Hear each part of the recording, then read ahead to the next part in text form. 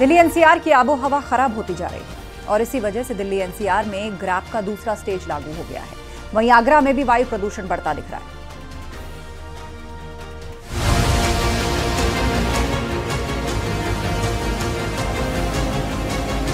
Delhi NCR में रहने वाला हर शख्स प्रदूषण का सामना कर रहा है। हवा इतनी प्रदूषित हो चुकी है जिससे बाहर निकलना मुश्किल होता जा रहा है। जहां एक और हवा में जहर घुल रहा है तो वहीं यमुना का पानी भी प्रदूषित हो गया है। बढ़ते प्रदूषण की वजह से दिल्ली एनसीआर में ग्रैप का स्टेज 2 लागू हो गया है। दिल्ली में हवा की गुणवत्ता खराब श्रेणी में आ चुकी है, जिससे कई इलाकों में एयर क्वालिटी इंडेक्स 300 के पार पहुंच गया है। इस तरीके से आपको सफेद चादर अब देखने को मिलेगी, लिहाजा क्योंकि इसके पीछे की वजह माना जाता है एयर की इंटेंसिटी यानी बहुत धीरी हो जाती है, जो विंड स्पीड होती है वो धीरी हो जाती है और ऐसे में प्रदूषण का स्तर दिखने लगता है और जो कि बुजुर्गों के लिए और बच्चों के लिए खतरनाक होता है। लिहाजा तमाम तरीके की पाबंदियां लगाई जाती हैं, जिसमें सबसे मुख्यतः है सीएनडी वेस्ट मैनेजमेंट को लेकर और उसको प्रॉपर ढका जा सके, उसकी गाइडलाइंस का अनुपालन किया जा सके। ग्रैप 2 लगने के बाद दिल्ली एनसीआर में पाबंदियां और बढ़ा दी गई हैं। एयर क्वालिटी मैनेजमेंट कमीशन ने एनसीआर और आसपास के इलाकों में बढ़ते प्रदूषण को देखते हुए ये आदेश जारी किए हैं। नोएडा के आसमान में भी धुंध छाई हुई है, इससे खुली हवा में सांस लेना मुश्किल है। ये एक स्लो पॉइजन की तरह होता है।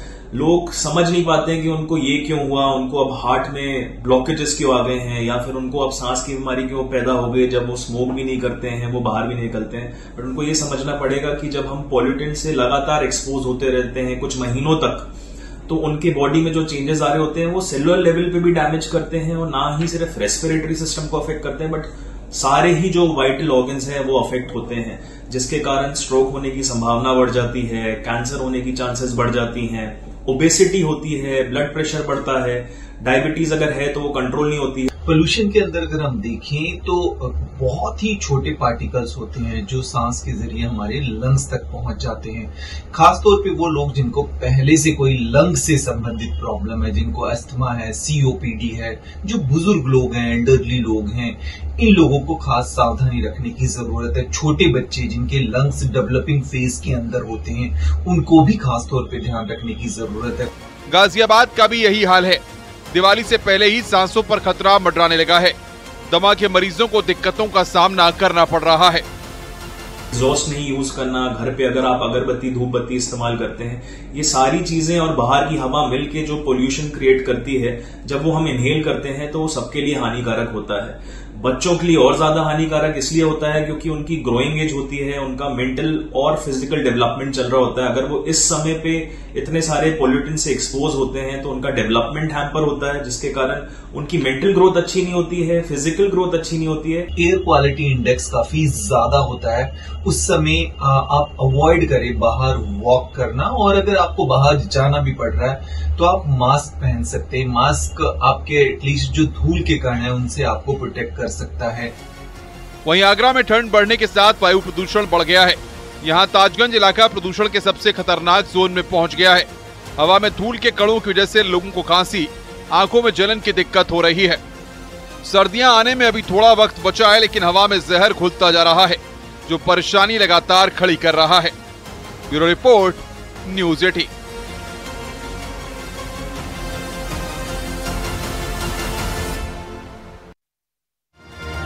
और वहीं शामली में चल रही एक पटाखा फैक्ट्री में भयंकर ब्लास्ट हो गया, जिसके बाद तो पूरी फैक्ट्री ध्वस्त हो गई। हालांकि गनीमत रही कि इस हादसे में कोई हताहत नहीं हुआ।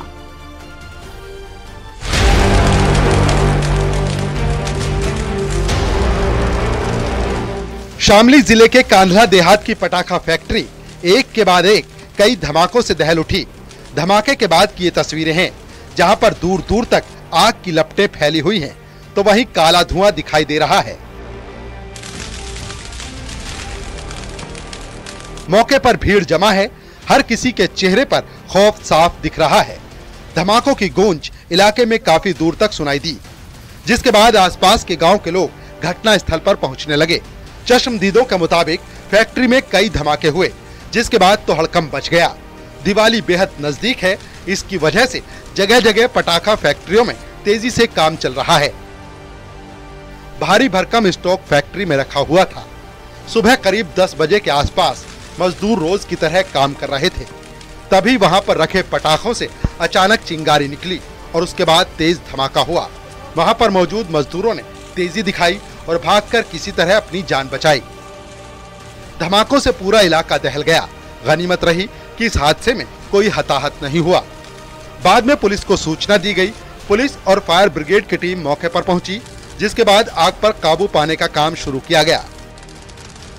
कांधला के रायजादा गान मोहल्ले के रहने वाले शाहनवाज की पटाखा फैक्ट्री है, जहां ये हादसा हुआ। धमाके के बाद आग ने उग्र रूप धारण कर लिया। फिलहाल पुलिस मामले की जांच पड़ताल कर रही है।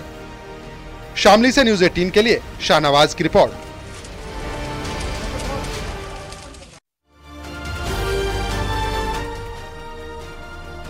बीती रात बुलंदशहर में एक सिलेंडर धमाके से लोग थर्रा उठे थे और जिसमें 6 लोगों की जान तक चली गई थी। घटनास्थल पर राहत और बचाव का कार्य पूरा हो चुका है। वहीं धमाके के पीछे ऑक्सीजन सिलेंडर के फटने की बात सामने आई है, लेकिन हादसे के पीछे गैस सिलेंडर के फटने की भी आशंका से इनकार नहीं किया जा रहा।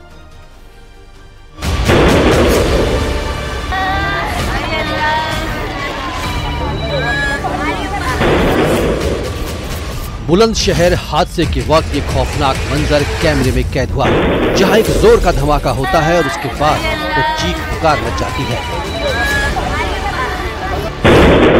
धमाका कितना जबरदस्त था उसकी गवाही ये भयंकर तस्वीरें दे रही हैं। ऑक्सीजन सिलेंडर फटता है और उसके बाद आग का बड़ा सा गोला बन जाता है।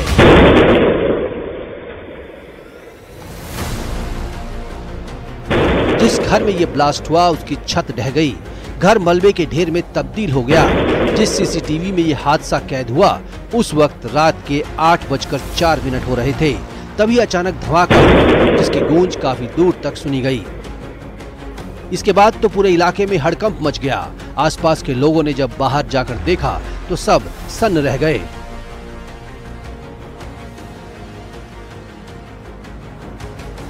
परसों दवाई इनकी तबीयत ख़राब थी, मेरी सास की। दादरी से दवा लाई और यहाँ पे आ गई। इनकी सांस में दिक्कत हुई, ऑक्सीजन सिलेंडर मंगाया इन्होंने। तो मेरी बीवी अपनी मम्मी के साथ ही आ गई थी यहाँ कि 2 दिन मैं भी रह जाऊँगी, तुम मुझे 2 दिन बाद लेने को आ जाना। बस शाम को 5 बजे तो बात हुई है, उसके बाद में कोई बात नहीं हुई। मेरे पे फ़ोन आया कि ऐसे ऐसे वहाँ पे सिलेंडर फट गया है और कोई नहीं बचा। मैंने आके देखा तो यहाँ पे कुछ नहीं था, सब जेसीबी से निकाल के लेके जा रहे थे। मेरी बीवी भी उस टाइम पे वारदात मौके पे ख़त्म हो गई थी। बुलंदशहर के सिकंदराबाद थाना क्षेत्र के गुलावटी रोड की ये घटना है। आशापुरी कॉलोनी में हुए हादसे में 6 लोगों की दर्दनाक मौत हो गई, जिसमें महिलाएं भी शामिल हैं। हादसे के बाद पुलिस को सूचना दी गई, जिसके बाद प्रशासन की टीम मौके पर पहुंची और राहत बचाव का काम फौरन शुरू किया गया। मलबे में घर के कई सदस्य दबे हुए थे। घायलों को पास के अस्पताल में भर्ती कराया गया। रात में 5 लोगों की असामयिक मृत्यु हुई थी। बाद में 1 आदमी गंभीर रूप से घायल थे, उनकी भी मृत्यु हुई है। कुल मिला के पूरे हादसे में 6 लोगों की मृत्यु हुई है। 3 लोग घायल हैं जो अब ठीक हैं। पूरा शासन प्रशासन पीड़ित परिवार के साथ है और उनकी हम लोग जो भी मदद हो सकती है वो पूरी मदद की जाएगी। सीएम योगी ने भी हादसे का संज्ञान लिया। घायलों को उचित इलाज मुहैया कराने के निर्देश दिए। बताया जा रहा है कि रियाजुद्दीन की पत्नी रुखसाना की तबीयत खराब थी, जिसके बाद उसे अस्पताल भर्ती कराया गया था। सोमवार को ही वो अस्पताल से डिस्चार्ज हुई थी। इस दौरान रुखसाना के लिए ऑक्सीजन सिलेंडर मंगाया गया था और परिजन ऑक्सीजन सिलेंडर से ऑक्सीजन दे रहे थे, लेकिन इसी दौरान ऑक्सीजन गैस लीकेज हो गई और अचानक सिलेंडर में ब्लास्ट हो गया।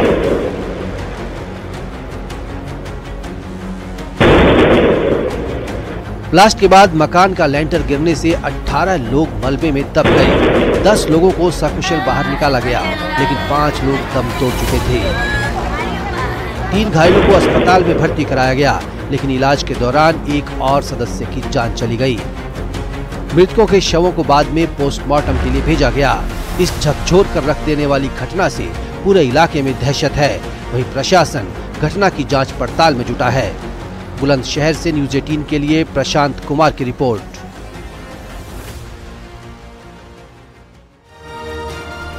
और वहीं भोपाल में देश विरोधी नारे लगाने वाले फैजान ने हाईकोर्ट के आदेश का पालन किया और थाने में तिरंगे को 21 बार सलामी दी है।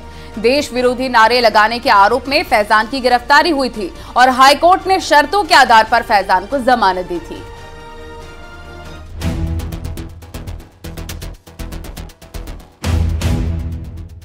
कोई भी नागरिक देश से बड़ा नहीं हो सकता। देश प्रेम किसी के लिए भी गर्व करने वाली बात है, लेकिन भोपाल का रहने वाला फैजान ये भूल गया। लेकिन अब उसे देश प्रेम याद आया जब जेल की हवा खानी पड़ी और थाने में जाकर उसने तिरंगे को 21 बार सलामी दी।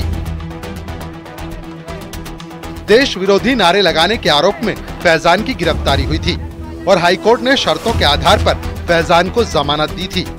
हाईकोर्ट ने अपने आदेश में कहा था कि फैजान हर महीने के पहले और चौथे मंगलवार को मिसरोद थाने पहुंचकर तिरंगे को 21 बार सलामी देगा और भारत माता की जय के नारे भी लगाएगा। उसका पहले जो वीडियो आया था उसमें वो पाकिस्तान के पक्ष में नारेबाजी कर रहा था, लेकिन अब उसके सुर एकदम बदल गए हैं। अब वो देश प्रेम की बातें कर रहा है। वो ये भी कह रहा है कि रील बनाते वक्त उससे ये गलती हुई, आगे से ऐसा नहीं होगा। ठीक दी है मुझे हाईकोर्ट ने सजा, जे मैं पालन कर रहा हूँ, करता रहूंगा जब तक मेरा केस चल रहा है। और ये गलती तो किससे नहीं होती। देखो साहब, वीडियो बनाता कौन नहीं बनाता, हर कुछ ना बनाता, कोई गंदी बना लेता, कोई फिल्म बना लेता है और डल जाती, पुलिस उसको सजा देती है। और जो मुझसे गलती हुए मुझसे दोबारा ना हो और ना करने की कोई कोशिश करे। ऐसे नारेबाजी देश के, अपन जिस देश में रहते हैं उससे प्यार करते हैं, इस गलती से गलती का एहसास है मुझे। और भारत माता में रहता हूँ, मैं भारत माता की बोलूंगा, भारत माता की बोलता ही हूँ मैं। और अंगूठा छाप हूँ, मैं पढ़ा लिखा तो नहीं था। अब जिसने मुझसे बनवाई है वगैरह वगैरह, बस उनके बारे में भी कुछ कहना नहीं चाहता। फैजान सुबह के वक्त मिसरोद थाने पहुंच गया। पुलिस ने पहले कागजी औपचारिकता पूरी की, इसके बाद तिरंगे को सलामी देने की प्रक्रिया शुरू हुई। उच्च न्यायालय जबलपुर के दिए गए निर्देशानुसार समय पे यहाँ उपस्थित हो गया था और उपस्थित होकर यहाँ जो निर्देश दिए गए थे कि 21 बार सैल्यूट करके भारत माता की जय कहना है, तो उस हिसाब से इसके द्वारा ये राष्ट्रीय झंडा तिरंगा को सैल्यूट किया गया और भारत माता की जय का नारा लगाया गया। भोपाल के रहने वाले फैजान ने इसी साल मई के महीने में पाकिस्तान के पक्ष में नारेबाजी की थी और उस पर देश विरोधी नारे लगाने का भी आरोप था। ऐसा करके उसने दो समुदायों के बीच टकराव को बढ़ावा देने की कोशिश की। फैजान ने 17 मई 2024 को नारा लगाया था। उसे पुलिस ने आईपीसी की धारा 153 के तहत गिरफ्तार किया। तब से वो हिरासत में था। आरोपी फैजान को 50,000 रुपए के बॉन्ड पर जमानत दी गई। मुकदमा खत्म होने तक उसे शर्त का पालन करना होगा। सरकारी वकील ने उसकी जमानत का विरोध भी किया था। अदालत को ये भी बताया था कि फैजान के खिलाफ 13 मामले दर्ज हैं। फैजान नियमित सलामी देने पहुंचा या नहीं, इसकी मॉनिटरिंग भोपाल के पुलिस कमिश्नर कर रहे हैं। Bureau report, news 18।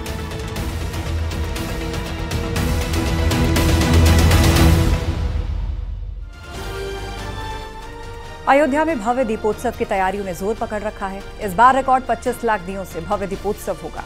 अयोध्या को दुल्हन की तरह सजाया जा रहा है। वहीं जो श्रद्धालु अयोध्या नहीं आ सकते, वो घर बैठे अपने नाम का दीप दीपोत्सव में जला सकते हैं।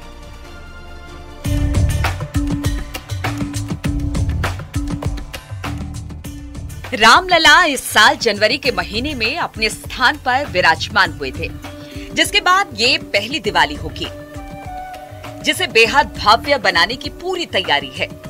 30 अक्टूबर को अयोध्या में 25 लाख दिए जगमग होंगे और पूरी दुनिया रामनगरी के इस अद्भुत नजारे को देखेगी। जगह जगह पर आधुनिक लाइट लगाई जा रही है। अयोध्या की दिवाली इस बार सबसे भव्य होने जा रही है।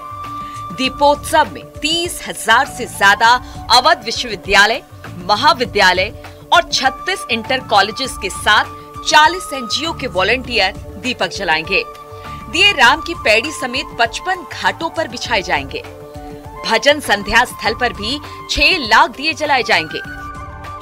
1100 लोगों की ओर से एक साथ सरयू आरती का एक और Guinness book of world record बनाने की तैयारी है। वहीं जो श्रद्धालु अयोध्या नहीं आ सकते, उनके लिए घर बैठे बैठे दीपोत्सव में शामिल होने की व्यवस्था की गई है।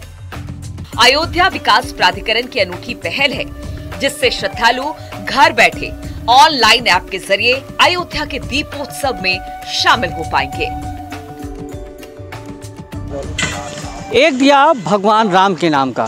भगवान राम लला के भव्य मंदिर में विराजमान होने के बाद 8वां दीपोत्सव बेहद भव्यता के साथ मनाया जा रहा है और घर बैठे राम भक्त इसमें शामिल हो सकें, इसको लेकर बाकायदा अयोध्या विकास प्राधिकरण एक अनूठा प्रयास कर रहा है। अयोध्या विकास प्राधिकरण की साइट divyayodhya.com पर रजिस्ट्रेशन कराने के बाद बाकायदा 11 दीपक और 21 दीपक 8वें दीपोत्सव में राम भक्तों के नाम के जलाए जाएंगे और इसकी डिजिटल फोटो भी उनको उपलब्ध कराई जाएगी। इतना ही नहीं, इस दिव्य दीपोत्सव में जलाई गई राम भक्तों के नाम की फ़ोटो के साथ घर पर उनके प्रसाद भी भेजा जाएगा, जिसमें भगवान रामलला का भोग लगा हुआ प्रसाद, हनुमान जी का प्रसाद, माँ सरयू का पवित्र जल और भगवान रामलला के परिसर की पवित्र रज श्रद्धालुओं को श्रद्धा के साथ प्रसाद के तौर पर उनके घर भेजी जाएगी। इसमें 2 पैकेजेस हैं, 1100 रुपये का और 2100 रुपये का। बदले में उनको यहाँ से उनका जो दिया है वो यहाँ पे जलाया जाएगा, जिसके डिजिटल फोटोग्राफ्स भेजे जाएंगे और साथ ही साथ बदले में क्या कहते हैं उनको यहाँ का प्रसाद दिया जाएगा। इसमें दोनों में अलग अलग पैकेज है। जो NRLM के सहायता समूह है उनके द्वारा वो पैकेज तैयार किया जाएगा। अयोध्या के संत भी विकास प्राधिकरण की इस पहल का स्वागत कर रहे हैं। उन्होंने इसे एक सराहनीय कदम बताया है। निश्चित रूप से जिन भक्तों को अयोध्या का वो दृश्य वो जो अपने आंखों से नहीं देख सकते हैं, प्राधिकरण ने ऐसी व्यवस्था बनाई है। माननीय मुख्यमंत्री जी की ये सोच है कि सारे लोगों को घर बैठे भगवान के दीपोत्सव का दर्शन हो, अयोध्या के दीपोत्सव का दर्शन हो। इस तरह दीपोत्सव से लोग जुड़ पाएंगे। प्रभु राम की नगरी अयोध्या में इस बार दिवाली बेहद ही खास रहने वाली है।